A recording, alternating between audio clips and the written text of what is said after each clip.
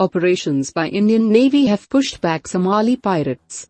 A major part of the ocean infested by pirates, considered as high-risk area earlier, is now considered safe. Shipping industry is benefiting extensively due to the persistent operations by the Indian Navy.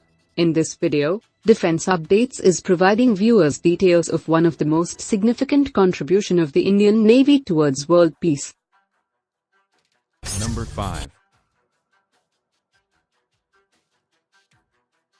Somalia had descended into total lawlessness and political instability with the start of its civil war. Piracy off the coast of Somalia has been a threat to international shipping since the second phase of the Somali Civil War, in the early 21st century. Starting from the Gulf of Aden, piracy became rampant in Arabian Sea around 2007.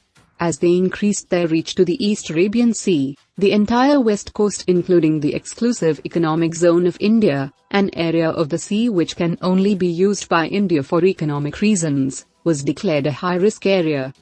Around the region there were more than 100 documented pirate attacks in 2008 alone, which resulted in more than 40 ships being hijacked.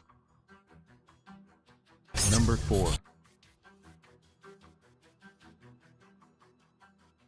Piracy in high seas is simpler than many of us can imagine. All is needed is a gun, an aluminum ladder, and a motorboat. Then they just have to wait for commercial ships to pass by. Best of all, you don't have to worry about your targets shooting back. By international agreement, civilian vessels are not allowed to carry guns because governments don't want armed ships moving from port to port. The pirates get most of their weapons from Yemen, but a significant number come from Mogadishu, Somalia's capital. The best defense against piracy is speed, but because most commercial ships are not designed to go fast, pirates don't have any trouble chasing them down. Number 3. Merchant ships had to sail hugging the Indian coast, which resulted in longer travel distances, and more spending on fuel. Also, insurance cost was much more as the waters were considered unsafe. It is estimated that the global shipping industry were losing whopping 23,000 crore rupees a year due to this menace. According to Reuters, of the 3,500 captured in this period, around 62 died. The causes of death included suicide and malnutrition, with 25 of the deaths attributed to murder. In some cases, the captives have also reported being tortured. Many seafarers are left traumatized after release. The increasing threat posed by piracy had caused concern in India, since most of its shipping trade routes pass through the Gulf of Aden. Number 2.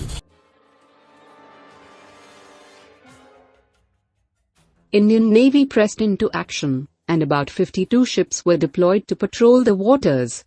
On the 21st of November 2008, BBC News reported that the Indian Navy had received United Nations approval to enter Somali waters to combat piracy. Here are some of the operations conducted by Indian Navy. 1. In November 2008, INS Tabah sank the pirate mothership after it failed to stop for investigation and opened fire instead. 2. In 2010 December, the pirates had hijacked the Mozambique-flagged Vega 5, and had been using it as a mothership, a base from which they staged several attacks between East Africa and India. In March 2011, a patrol aircraft spotted the vessel while responding to reports of a pirate attack. When the Indian ship INS Kalpani closed in night, the pirates opened fire and tried to escape. But their vessel caught fire when the Indian Navy returned fire. Pirates jumped into the sea from the burning vessel, but all 61 of them were captured.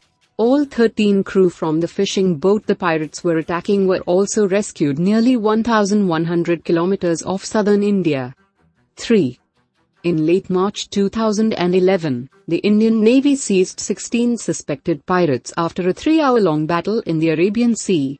The Navy also rescued 16 crew members of a hijacked Iranian ship west of the Lakshadweep Islands. The crew included 12 Iranians and 4 Pakistanis. Indian Navy along with other navies are able to contain the threat to a large extent. The Contact Group on Piracy off the coast of Somalia, established in 2009, brings together a diverse but necessary coalition of states, international organizations, the private sector and civil society to fight piracy together in a coordinated manner. After 2012, with situation improving drastically, India sought for a review of the high-risk area marking with it.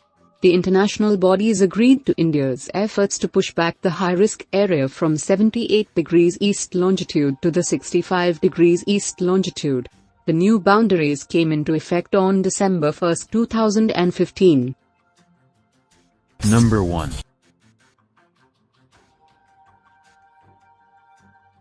India has been paying special attention to the upgradation of its navy in the last decade.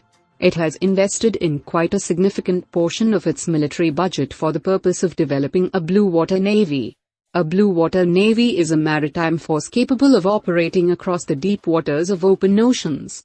The Defense Security Service of the United States has defined the blue water navy as a maritime force capable of sustained operation across the deep waters of open oceans. A blue water navy allows a country to project power far from the home country, and usually includes one or more aircraft carriers. The operation against pirates though seems technically easy, but is not so. Pirates prowl about 2 million square miles of the ocean. That's a lot of water, and even with thousands of ships on the high seas, it's possible to sail for days without seeing another vessel.